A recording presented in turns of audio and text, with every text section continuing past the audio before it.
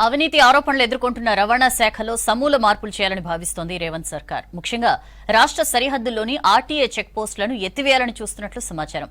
వీటి స్థానంలో ప్రత్యేక టీం లేదా పోలీసులతో తనిఖీలు చేయాలనుకుంటున్నట్లు తెలుస్తోంది.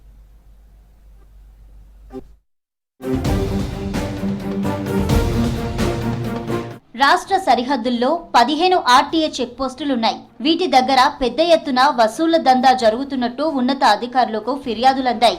ఇటీవల ఏసీబీ అధికారులు పలు చెక్ పోస్టుల్లో ఆకస్మికంగా తనిఖీ చేశారు. పలు చెక్ పోస్టులకు ఏసీబీ అధికారులే మారు వేషంలో వెళ్లి అధికారులు సిబ్బందిని రెడ్ హ్యాండెడ్ గా పట్టుకున్నారు. చెక్ పోస్టుల్లో పనిచేసే ఉద్యోగుల నుంచి అవినీతి సొమ్మును సైతం స్వాధీనం చేసుకున్నారు.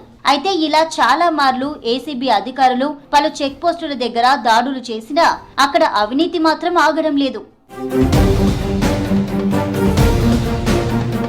కొన్ని చెక్ పోస్టుల్లో ప్రతిరోజు 5 నుంచి 10 లక్షల వరకు వసూలు చేస్తున్నట్టు ఆరోపణలున్నాయి. అందుకే కొందరు ఉద్యోగులు ఆ చెక్ పోస్టులను వదిలిపెట్టడం లేదని తెలుస్తోంది. ప్రస్తుతం కాంగ్రెస్ ప్రభుత్వం ఏర్పడగానే కొందరు తాము కోరుకున్న చెక్ పోస్టుల దగ్గర ఓడీ కింద పని చేయడానికి పైరవీలు చేస్తున్నట్టు సమాచారం. అయితే అవినీతి దందాను అరికట్టడానికి త్వరలోనే చెక్ పోస్టులను ఎత్తివేయాలని ప్రభుత్వం నిర్ణయించినట్టు సమాచారం. దీనిపై ఉన్నత స్థాయిలో చర్చలు కూడా జరుగుతున్నట్టు తెలుస్తోంది.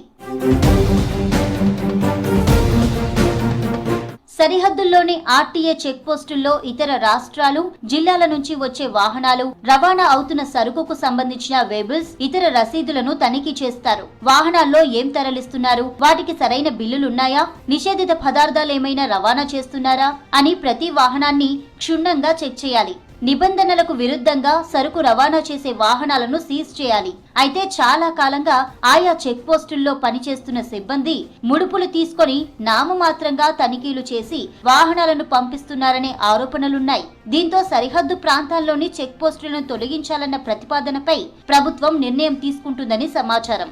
చెక్ పోస్టులను ఎత్తివేసి ఈ తనిఖీలకు ప్రత్యేకంగా ఒక టీంను ఏర్పాటు చేయడంతో పాటు స్థానిక పోలీసులతో సోదాలు నిర్వహించాలన్న ప్రతిపాదన ఉందంటున్నారు అధికారులు.